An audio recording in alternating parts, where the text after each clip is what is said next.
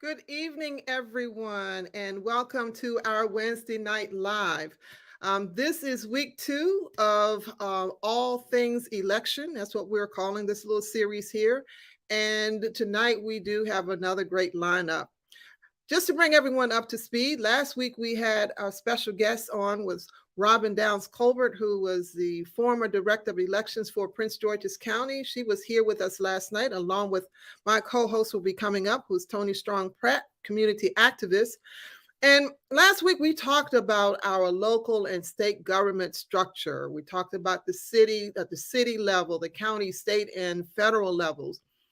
But we spent the majority of our time talking about the voting rights, just talking about that opportunity, the privilege that we have to vote, and some of the challenges that some of our citizens in this country are facing. But it's important for everyone to know that those of us who live here in Maryland, we are fortunate that our General Assembly has passed bills to expand access to voting. We are not like some states, according to the Brennan Center for Justice. 19 states have enacted 33 laws making it harder for citizens, for those of us who are living in the land of the free, to vote. Let's just sit with that for a moment. So that's why we are having these discussions, and that is to educate our viewers on why your one vote makes a difference. We want to eradicate the false narrative that some people have bought into, and that is, my vote doesn't really matter. They're going to put in who they want to put in. No, we want to eradicate that thinking. That is a false narrative. You have the right to have your voice heard, and we want to drive that message home. So, as we continue on for tonight, as I stated, we have some exciting guests that we have here tonight just to come on board. And I would like to welcome to our stage Brooke Lierman, who is the Democratic candidate for State Comptroller, and also Delegate Shaneka Henson, who is running for re-election to the General Assembly, and she represents District 30A. And of course, my co-host, Toni Pratt, who will be assisting us here tonight. Good evening, ladies. How are you doing today? Doing great. Thank you so much for having us. Good. Thank you for being here. We are definitely looking forward to a great conversation here tonight. And I just want to thank you. I know we are you two are in the midst of this election season. You're running 24/7, but you're looking fabulous, but would you call it? That's just the magic of women, huh? Being able to hold it down. So tonight, ladies, our viewers, we want to kind of get more into a conversation about exactly about, for example, the positions that you hold or the positions that you're seeking. Our viewers want to know more about what it is that you do or what it is that you're seeking to do. They want to know, for example, exactly, what is the responsibility of the state comptroller, and how does that position impact me as a resident here in Maryland?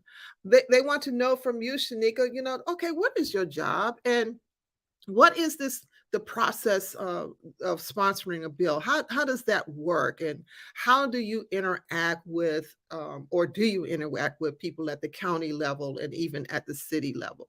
So those are just some of the questions that we want to delve into tonight, if you will. But before we jump into that, I would just like to hear from you ladies.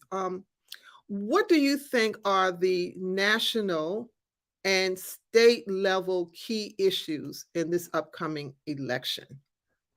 What do you think is on the national level? What do you think are the key issues that we, the voters, should be looking out for? Or what's concerning you? Maybe that's a better question. What's concerning you about what's happening at the national level and at the state level? Ms. Thank Henson? you. Thank you, Dr. K, for the invitation and for using and opening up your platform to give people the opportunity to get more information. I think that I'm hearing the same thing that you're hearing too, that people want to be informed and want to make good decisions. And it's all about accessing that information. So I really appreciate the opportunity to join you and Toni and Delegate Lierman tonight for this really important discussion.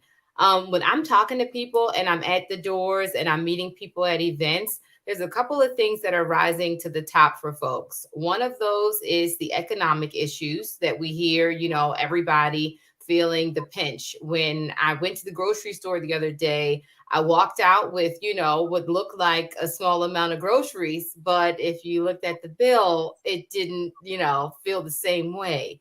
So we have some of those economic issues that we've really done a lot of things to tackle in the General Assembly, making sure that we're targeting tax relief to get money back in the pockets of people who need it most, making sure that we're doing things to increase wages for working families, giving opportunities for folks to get assistance with everything from childcare to, rental subsidies to keep folks in their homes during the pandemic, just everything to try to make it easier for folks that are putting food on the table. So I think that that's the number one issue that I'm hearing.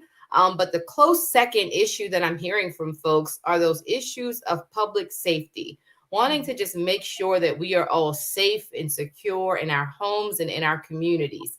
It's probably a close second that I'm hearing from folks. And again, that's an area where I'm really proud of some of the work that we've done in the General Assembly too. So I'm sure we'll get an opportunity to discuss that and then talk about how we get that important work accomplished and then how those things get implemented. But thank you for the opportunity to join. Looking forward to it. Okay, thank you. Brooke? Thank you. And yes, I agree. I just want to echo Delegate Henson's gratitude. Thank you, Dr. K, for bringing us together and for providing this service. It's real leadership to show that you can provide this service on civic participation and education, which, I think speaking for Delegate Henson, like we love doing this. This is, like one of the things we love about our job of being state delegates and being elected officials is talking to people about the process. Because you're really empowering them with information, right? And then they are empowered to go forth and spread that to other people and to be active and more active participants in the democratic process. And, we live in a representative democracy. It only works, it's not a spectator sport. It only works when we all participate. So really great to be here. It's interesting. So I'm a state delegate. I represent part of Baltimore City in the Maryland House of Delegates, where I serve with Delegate Henson. And I've been a delegate for the past 8 years. And now I'm undertaking a statewide run. I'm running statewide to be the next Maryland Comptroller to replace Peter Franchot, who is stepping down after 4 terms. And, it's interesting as I have traveled all over the state for the past 2 years, from Ocean City to Pocomoke City to Elkton to Glen Burnie to, up and down everywhere. And people, because I'm running for comptroller, which is like the elected CFO of the state, the people that I talk with often bring up these economic issues, right? And the challenges that people feel.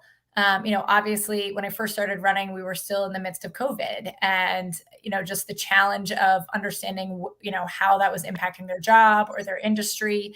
And then housing prices skyrocketing.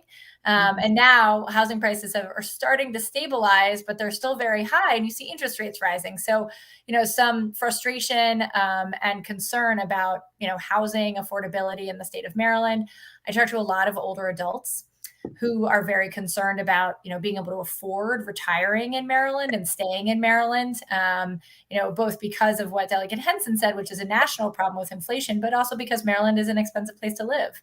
And, concern with making sure that they can stay here where they've lived for so many years and live well in their retirement. I talked to a lot of parents really concerned about making sure our public schools get the funding that they need to really, be worthy of our kids.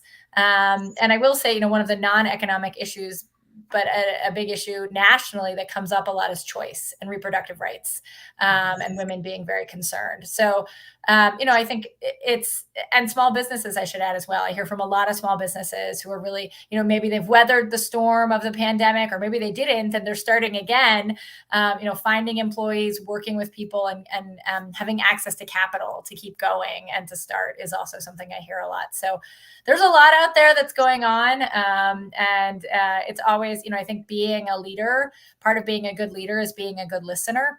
And so I think it's really important to hear what people are saying so we can meet them where they are. Right. Any particular one, and again, for both of you, that is of deep concern to either of you? Any other issues out here? And that's either at state or federal, national level. Well, I think that we hear, I think there are different concerns at the national level than there are at the state level, right? I think nationally, when I talk to people, obviously we're very close to our nation's capital. When I talk to people about what's happening nationally, I think people are very believe, our democracy is at stake right now, and that democracy is very fragile. And with the assault on voting rights in states around the country, as you referenced earlier, to to what happened on January 6th, and more, I think people and the, resurgence of all these Trump-backed candidates around the state and what could happen, I think people are very nervous about democracy. I mean, even here in Maryland, we have somebody running for governor who has not said he will accept the election results, right? So I think there is a lot of concern nationally about where our democracy is right now and what it looks like going forward. There are, hugely deep divisions in the country. But I also get the sense that is something that people are worried about nationally. At a more local level, I think people do believe that we do have a well-functioning state government, right? Where good people on both sides of the aisle are trying to make things work well. And so it's a little bit of a disconnect between sort of national, huge existential crisis of our democracy, and, making Maryland a place where families and older adults and small businesses can thrive. Okay. All right. So I would like to ask a question. Nationally, statewide, locally, we are seeing an uprise in white supremacy. How do we make sure that doesn't really demolish our democracy? Because we see it slowly happening. So what safeguards as a delegate and as a comptroller would you put in place to help ward that off some?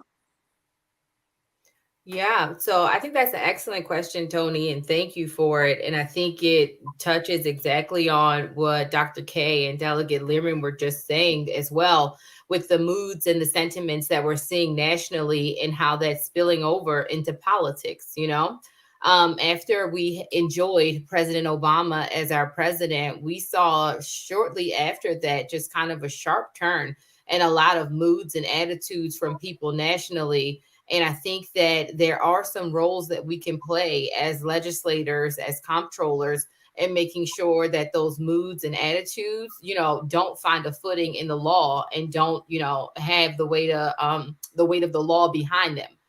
One of the things that I'm really proud of is that in Maryland, we have some of the most enforceable hate crimes laws of all of the 50 states. And we've done a lot even recently to continue to grow our hate crimes laws to make sure that people are protected.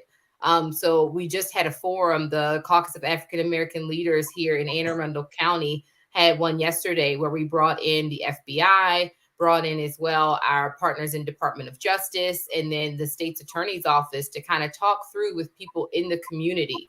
We know that we had churches here locally that have been the victims of vandalism. My church up in Odenton, Kingdom Celebration Center, was one of those churches. And so making sure that when we see and identify those sorts of behaviors, that there are laws that are able to punish people for that behavior, able to hold people accountable for the behavior, but then also able to offer some corrective forces as well. We have some of the laws that require people to submit to anti-bias training. so that if they are convicted of a hate crime, not only do they serve their, sentence as punishment for the crime, but that they have some tools and resources to work through, process, and walk through those feelings so that in the future, they're able to be better equipped on how to deal with living in a diverse society. So I do think that addressing, white nationalism, white supremacy, and all the feelings and then the actions that go along with that, that's certainly something that every legislator has to have, in their toolkit of what they plan to do with their legislative agenda. Yeah, I mean, I agree completely with everything Delegate Henson said. And I, just adding on that I think any elected official has to use his or her platform to call out acts of white supremacy and condemn them, right? I mean, this has to be, when you're an elected official, you have a platform and you have to use that platform to make sure that you're standing up, for civil rights and for the rights of all of our Marylanders, and call out that behavior and make sure that it's condemned. And then work with groups like the Caucus of African American Leaders, who have developed, the new app that they have, to make sure that when there is an act of white supremacy, people are aware of what's happened. We react to it immediately. We condemn it immediately. We find the perpetrators. We talk, and take quick action. And so it's about having laws on the books. It's about enforcing those laws, and it's also about demonstrating good behavior and demonstrating, and creating a way that we have a diverse and, a culture where a state culture where we recognize the value of everybody here. And, I often say, my sort of fundamental belief is something that can be encapsulated by the phrase that we all do better when we all do better. And I think that, one of the things that I've emphasized as Comptroller is that one of our large economic challenges in the state of Maryland is the racial wealth divide. Mm-hmm. And we cannot succeed as an economy if that racial wealth divide continues, right? It is holding the entire economy back. And that's, of course, a national issue as well, right? And so I have made that a centerpiece of my platform, because if you are the elected CFO of the state, you need to be a leader bringing people together to talk about how we're going to address some of these big challenges. And that is a key economic challenge that our state is facing and has not solved yet. And so I think, each of us in our own elected office, or in our civic offices, or in our religious offices, we all have a part to play in condemning white supremacy and making sure that every human being can realize their God-given potential. So, question, should the Republican candidate for governor succeed and become governor? Not going to happen. I think it's interesting. Pastor K, I didn't mean to jump in there, but, I keep hearing it's not going to happen. He's not going to do it. Well, we said the same thing about President Trump. I know. And let's be real. This world is divided. We say one thing, we do another thing. I don't want him to get into office, but we have to make sure that every eligible voter gets out here and votes to make sure without a shadow of a doubt that he gets in. And when we say things like that, we kind of send the notion to people, we can sit back and relax because he's automatically going to make it in, when we need every vote to ensure 100% that Wes Moore is elected governor. 100%. No, I totally agree. I was trying to be a little facetious, but yes, your vote does count, right? And absolutely, we need every person to get out and vote. We cannot, I lived through 2016 just like you did. I was out knocking on doors in Pittsburgh actually that whole week. And yes, we can never take any election for granted. We just saw in our primary elections here, there was a county council seat in Frederick decided by one vote, right?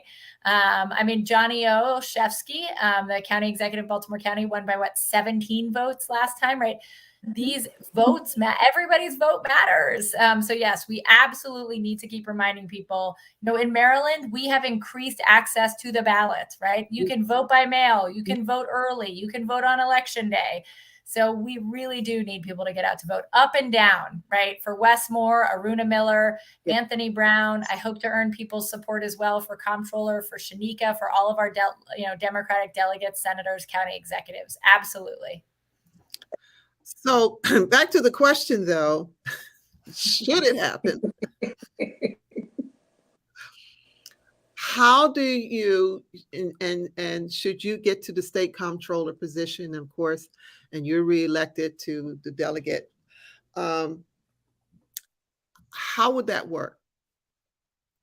How would it work? Wow. So, as delegate, one of the biggest roles that we have in the General Assembly is passing a balanced budget every session. And it's one of our constitutional mandates. The budget comes to us as proposed by the governor, whoever that governor may be. We're all on this line hoping for Wes Moore.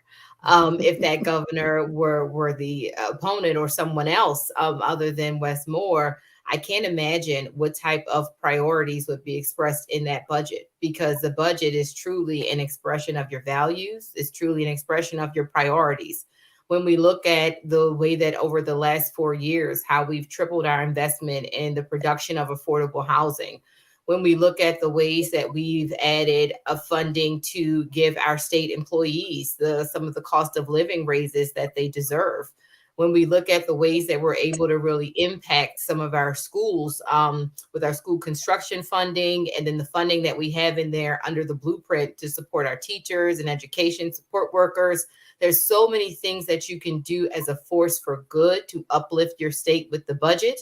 And conversely, if you see the world a lot different, there are a lot of things you can do with the budget that really takes us backwards and takes us to places that we have fought very hard to come out of and to make progress to leave behind us. So I really hate to think about what it could be like if I were sitting in the seat I'm in and I were handed a budget that was proposed by a governor that saw the world as different as Dan Cox and I see the world. Got it. Yeah. I mean, I think that's exactly right. We have several branches of government to be a check on each other. And so our legislative branch, which is, of course, the House of Delegates, where Delegate Henson and I serve right now, and the state Senate, they are a co-equal branch of government to the governor, and so would play a very large role in oversight and in checking the authority of the governor, as we have been doing. And I think from the stance of comptroller, one of the interesting things about the comptroller's role, and I know you wanted to talk about this a little bit, so maybe this is a good place to get in, is like, what does a comptroller do, right? Well, the comptroller is an independent agency, right? Independently elected from the governor. So we have 3 independent offices: the governor, the attorney general, and the comptroller. And the comptroller acts as the elected CFO of the state, right? It's a leader, a fiscal leader, and has a number of jobs. But one of the really big jobs is sitting on the Board of Public Works. And the Board of Public Works is a 3-person body. It's the governor, the treasurer, who's appointed by the General Assembly, and the comptroller. And that 3-person body decides on what we spend our money, right? So the General Assembly and the governor write the budget, and they say, okay, here's, X, $100 million for schools, or X $100 million for transportation, or for water infrastructure, or for broadband. But then where the rubber meets the road is when you do the contracting, the procurement. So if you want to build a school, making sure that we are building that school using Maryland companies, and the, architecture firm owned by the Black woman I met in Prince George's County recently, and the, just really diversifying and ensuring that we are meeting all of our minority business enterprise goals. That's all has to happen at the Board of Public Works level. We are the check. And so it's so essential that we have a comptroller who shares the values of Marylanders, because the role of the comptroller is to be your independent advocates. It's to make sure that we are spending our money in a way that really can build generational wealth here in the state of Maryland, and then builds for generations to come, right? That we're getting best value for our dollars. And so, in the scenario that you raised, Dr. K, the comptroller is one of 3 equal votes on that Board of Public Works. And so that vote is even more important than if there's a member of the opposite party, or if there's, the Republican nominee for governor there. So it's just really essential that the comptroller is the independent advocate on the Board of Public Works. Gotcha. Okay. All right. So yeah, that does lead us, because folks want to know what you do and why it's important to us. And so I'm going to swing over here to you, Delegate Henson. And so, first of all, and we talked about this earlier, when you were appointed to Mike Bush's position, everybody thought you were going to be the Speaker of the House. It's like, so first, if you don't mind, explain to our viewers exactly what does the Speaker of the House do. And you weren't appointed there. We have Adrian Jones, who's in that position. But explain to our viewers what exactly that person does. What's the responsibility of the Speaker of the House? Thank you, Dr. K. And yes, anytime we can mention Mike Bush and remember him fondly, it is a good opportunity. When I came into the House of Delegates in 2019, I followed him in the delegate seat that he held for many years. He was our delegate for 32 years. And for 16 of those years, he was the Speaker of the House. So for us, the positions had become one and the same. Delegate meant speaker, speaker meant delegate, and both of them meant they represented us. So when we lost Mike and I came into the House of Delegates, a lot of people thought, oh, well, you must be the Speaker as well. But no, the Speaker of the House is the chief presiding officer for the House of Delegates. And the Speaker is one of the 141 members of the House of Delegates.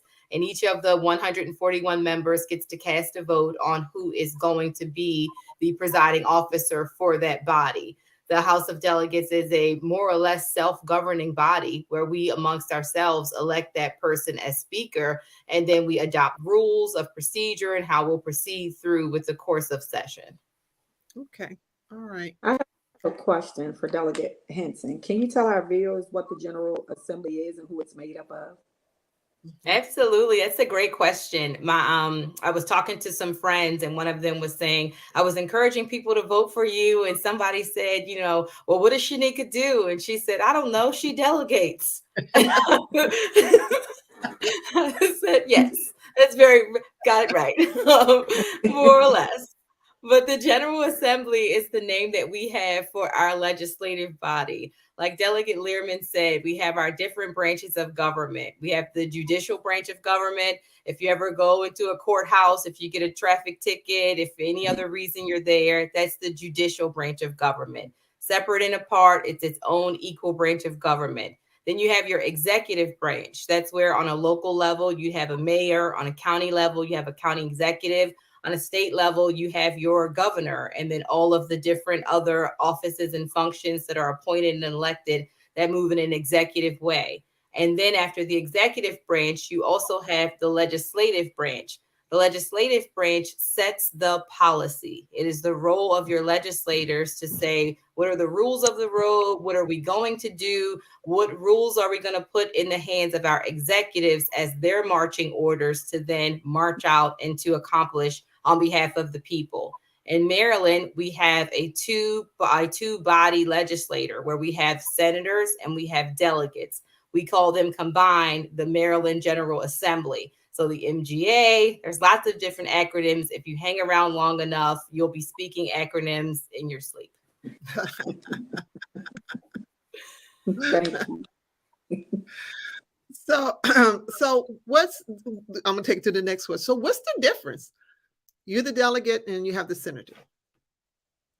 Yeah. So the difference with delegates and senators, the senators have some unique functions that aren't in the House of Delegates, like they confirm appointments that are made by the executive, by the governor. So that's a unique function of the Senate. But a lot of the functions of the Senate and the House of Delegates are identical. And we introduce a bill in the House of Delegates, it's voted on by that body, and then that same bill or its companion is voted on in the Senate as well. So a lot of the authorities that we have and the functions that we have, they mirror each other. but how we get into those seats was historically different. Historically, the Senate was composed of people who were members of the nobility, members who were appointed by the king or the chancery to be advisors. So they were often people that were from aristocratic backgrounds and who got their seats by way of their proximity or their bloodline. Whereas the House of Delegates or House of Commons always originated as a house that was composed for the people, by the people. The composition of it was supposed to look like the people you serve. It was supposed to be members of the people you serve, representatives of different professions, different backgrounds. The House of Delegates was always supposed to be the place where everybody could kind of find somebody that was their parallel. Got you. Okay. Thank you So I for have a that. question. I'm sorry, Pastor K, for No, you know, you in here. for Delegate Lierman. What separates you from your opponent? That's a great question. So, I think a lot, but one of the things that I like to talk about is just my vision for the Comptroller's office, and the need for us to have a real leader in the Comptroller's office who really embraces creative ideas, has a track record of bringing big groups together, diverse coalitions to make sure that we can tackle big challenges, like the economic challenges I talked about, like the racial wealth divide, like the challenge of building up our infrastructure to prepare for climate change, like funding public schools, but also somebody who sweats the small stuff, right? Who I have worked with my constituents for years successfully to address, issues in our district. And we need a comptroller who's ready to lead the agency, who can make sure that, it's also the tax administrator, of course, right? And so making sure that we are preparing to modernize our tax system to make it easier for seniors, for small businesses, for families to pay their taxes and get their refunds, making sure we're updating our infrastructure so that there's so many families who could qualify for the earned income tax credit or the senior tax credit who don't know about it. And so, aren't claiming it. There's so much like that we can do. So I'm dedicated and have a track record of really bringing people together to get things done. But also I share, I believe, the values of Marylanders, right? I am, my opponent, he's a county executive right now. His county has the lowest per pupil funding of public schools of any county in the state. He has a track record of, so he voted against gun safety bills. He is anti-choice. He has not a good record on the environment. And so, we really do have different beliefs and different values. And as Delegate Henson said, our budgets and how we spend our money, it's a reflection of our values. And so we need to make sure that we are electing people who will protect our tax dollars and who also share our values. Will your staff be represented of the plan that you just laid out? Absolutely. I mean, I think that's a really important component of any team in our state government, right? To have a team that reflects the diversity of the state is essential. And I absolutely am committed to that. I think I'm a civil rights and disability rights attorney. So I think we have to make sure, in all demographics, that people see themselves reflected in their state government. I'm also excited. I would be the first woman comptroller that we've ever elected. We are a state that has never had a woman governor, a woman attorney general, or a woman comptroller. So we'd be breaking a big glass ceiling as well. And I've been really proud to partner with Delegate Henson. She's brought some really excellent and important legislation over the years. And so I've been really proud to have her support from the beginning, really. I mean, she's been a rock star. So really excited to be running with her support and the support of so many members in the House and the state Senate. So I know we're not out of this election cycle yet, but either one of you thinking about governor? No. I am 26 days and a wake up from election day right now, and I am thrilled and excited to be the next comptroller of the state of Maryland. There is so much good work we can do there. So I know, while we're all at the crunch time of elections, thinking about any other position just seems like, I don't know, Everest right now. I am so excited for Westmore too. I mean, it's just, I had the honor of serving with Aruna Miller on the appropriations committee. So I know her well. I've known Wes for years. I'm so excited about the leadership that they will bring to the executive branch. And I'm really thrilled to be able to work with them and to have their support and to be running together too. Well, I was just trying to see if I could get the first bit of news. It is late. You never know. Yes. Oh, well. I know that you champion a lot of housing issues. What's your plans moving forward for housing, as we're seeing a lack of affordable and safe housing? Let me put it that way. We're kind of, it seems like we're edging out the lower income with affordable housing that's not really affordable for them. So how do we make sure that the 1% is truly included in affordable housing? Thank you for that question, Toni, and thank you for all of your work to walk hand in hand with people who find themselves in some of the most perilous circumstances when it comes to their housing. People who are facing eviction, facing homelessness, facing all types of hazards in their homes, who want to live in safe and healthy conditions, but the housing that they have that's available to them is not that. So thank you for being a champion and a fearless advocate on behalf of people who really need your help and support. At a state level, there are some things that we've done that I'm really proud of over the last few years to increase access for affordable housing. One of the things that we've done that has local impact is when we were reevaluating our hotel tax for the city of Annapolis, we were able to take a percentage of that hotel tax and put it into an affordable housing trust fund in the city of Annapolis. So when people are looking to transition and move from affordable housing into market rate housing, whether it's purchasing their first home or moving into a rental property, where they're looking to get help with down payments for homes or for security deposits for rentals, we know that right now the rental market is super competitive. Landlords are asking for 3 times the first month's rent for security deposits. So making that transition can be a really, really tough hill to climb. So that funding will be there and available to folks. We know that the market that we have in Annapolis with our rental housing, a lot of those prices have been really skyrocketed by the proliferation of a lot of short-term rentals. Landlords are really doing that kind of cost benefit analysis. Do I want to hold this open for a long-term rental and give a family a place to live? Or do I want to do a short-term rental and give a tourist, a place to come and explore our city? So as people are making these decisions, we want to make sure that folks who do call Annapolis home do have some of the benefit of that value. And we were able to do that with the hotel tax and the set aside for the trust fund.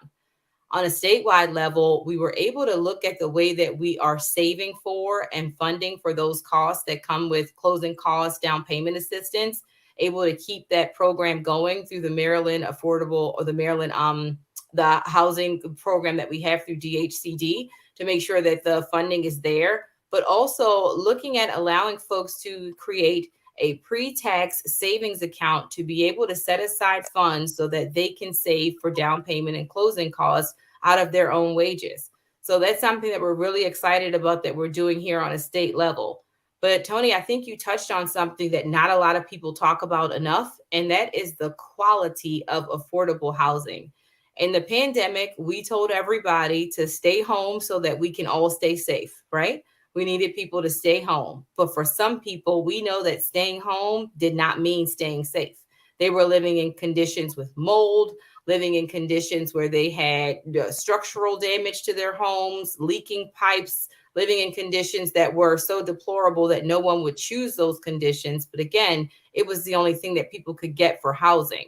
So we have a lot of work to do to address housing quality in the state of Maryland. And that's the type of work that I'm looking forward to doing in the next term.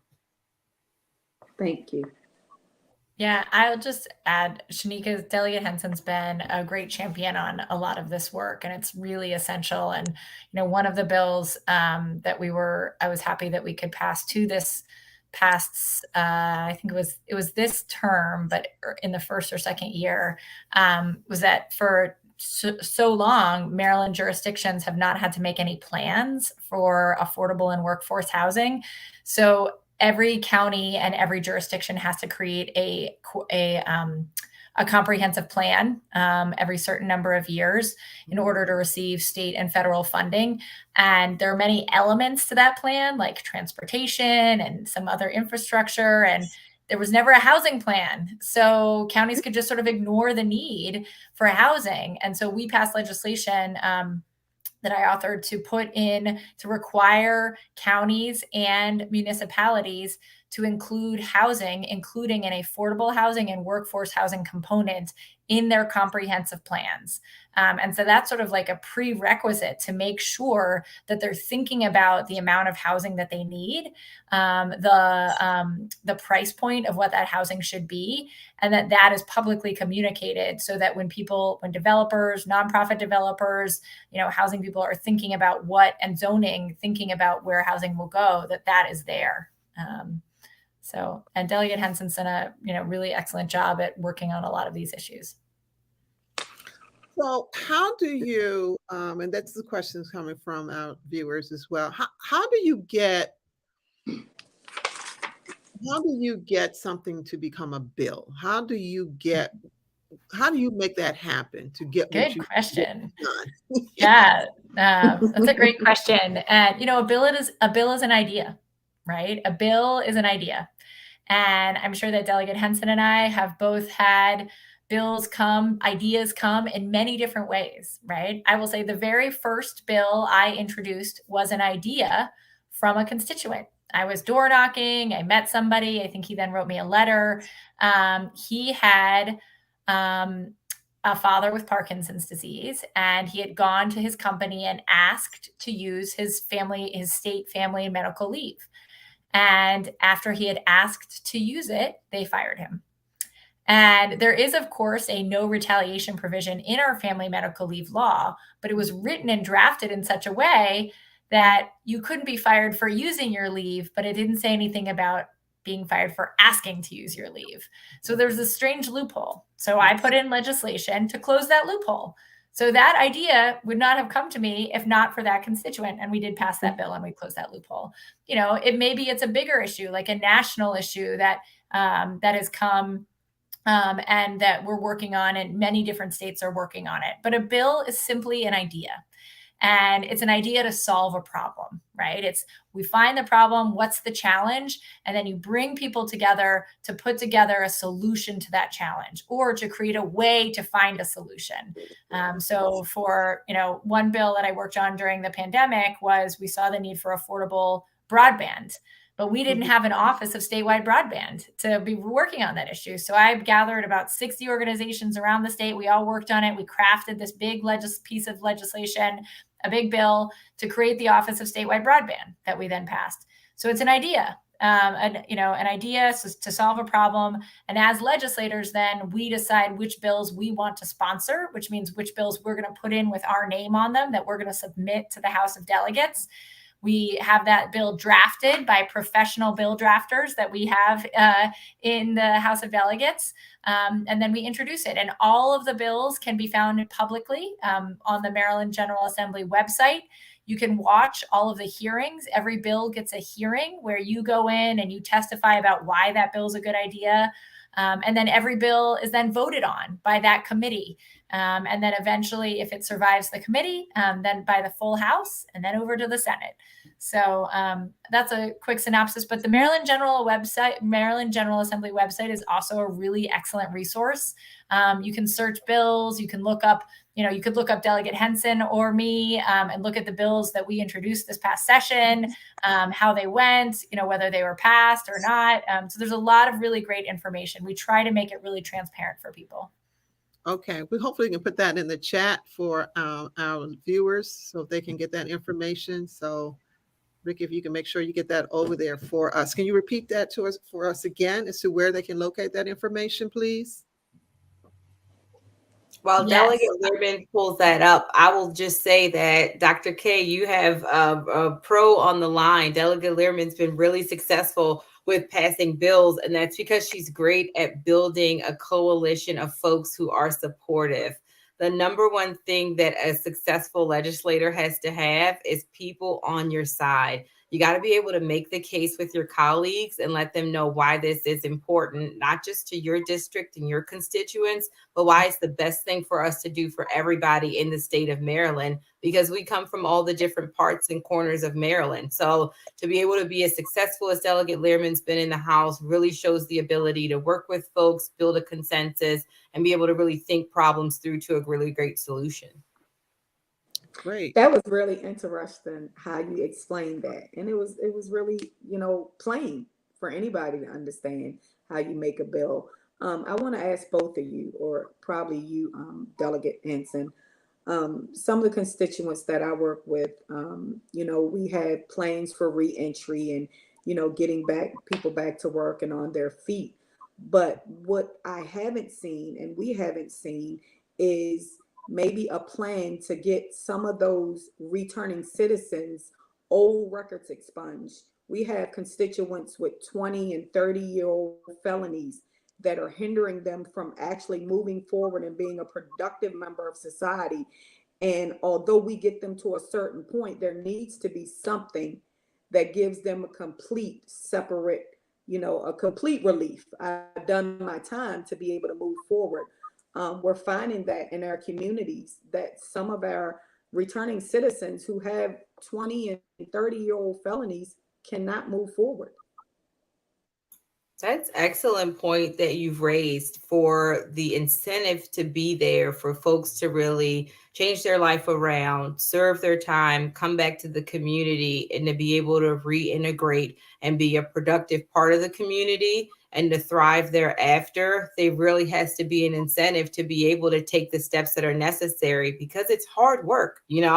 Returning to old ways, old habits, and old places is probably far easier than doing the work that's necessary to really turn your life around. So I know that in the General Assembly, we've tried to really do some things to make sure that, one, expungements were easier to obtain. So we did some work to make sure that, for instance, if we legalize recreational use of cannabis, that's on the ballot. It's question number 4 of the statewide questions that are on the ballot. Everybody will get a chance to have their say on that if they want to see the recreational use of marijuana for folks that are 21 and over be legal in the state.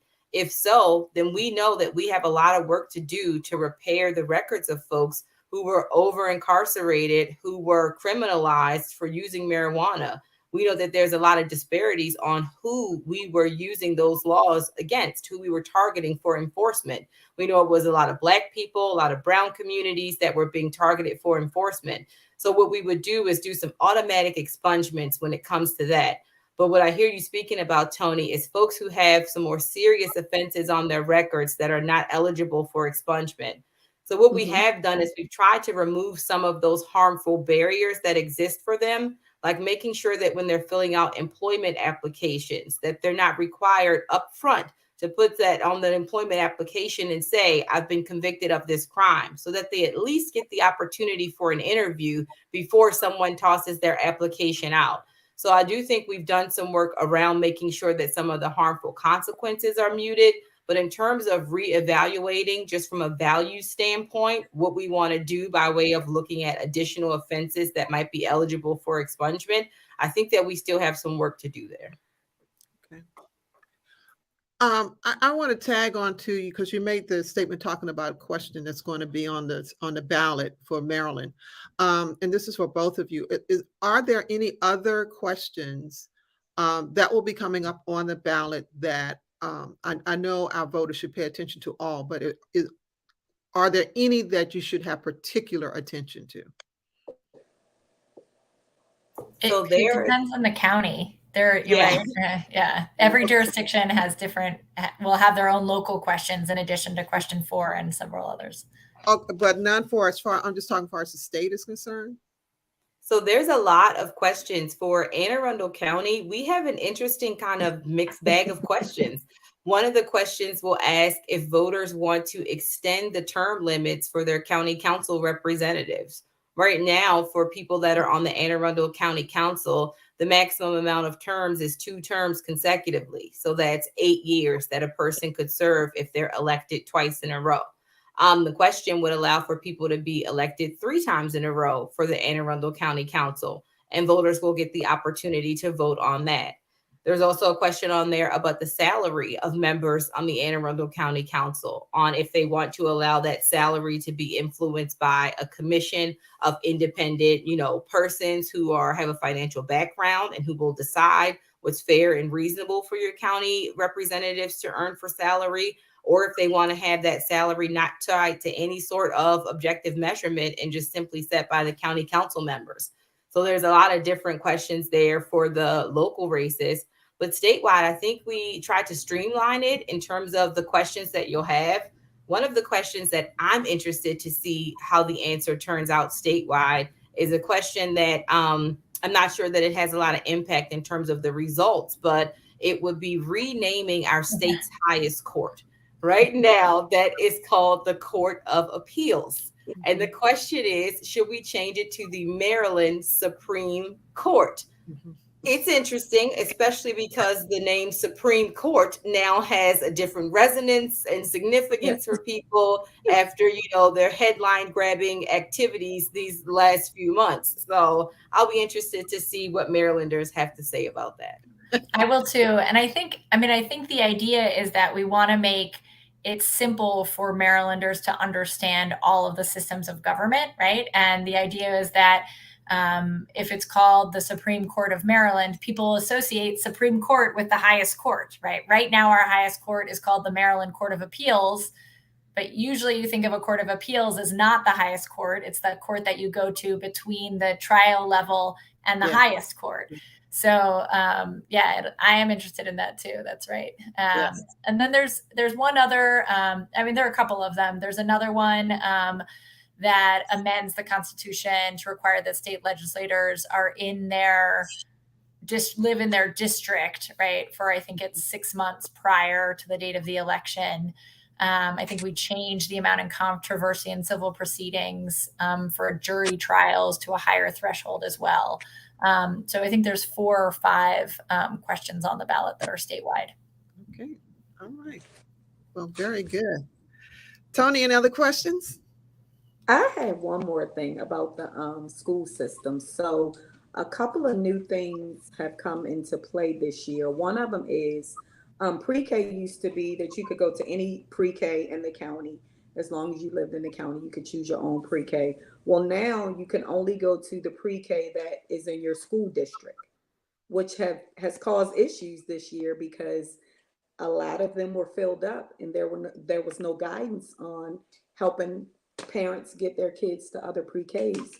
So we have a lot of kids who didn't get to access pre-K this year because the rules changed and a lot of parents didn't realize that the rules changed. What would you do as elected officials to help to make sure that parents are informed about really important decisions as such? Since we know that children's education need to start before actually getting in school, early childhood, from birth to the 12th grade. So what would you do as elected officials to make sure that this happens? Yeah, I think that you identified all the kind of key elements there. One is just good communication with parents so that they are prepared for navigating whatever it is that they need to do to get their kids into school. And then the second issue, when we set out on the blueprint for Maryland's future, which is our once in a generation education funding that we put together in the General Assembly, we started off by looking at what education systems are really hitting the mark and educating kids that are ready for competing in a global market, because jobs are not just the job that you can walk to, ride to, drive to. Now with everybody going into work online and telework and all of those things, our students really have to be ready to compete in a global job market. So we looked out and sought for those systems that were doing that. We found some here in the United States, and then we even looked to regions like, Singapore and said, what's their education system? What's the secret to the success of their students? And one of those biggest identifiers was that birth through 3 years old education that was happening that you just mentioned, Toni, that we really have to do a better job at delivering to our students and to our families. but we've done a lot with that funding to make sure that there's duty centers that are available for folks, making sure that the family has that support as well, and then identifying those schools that need the additional help.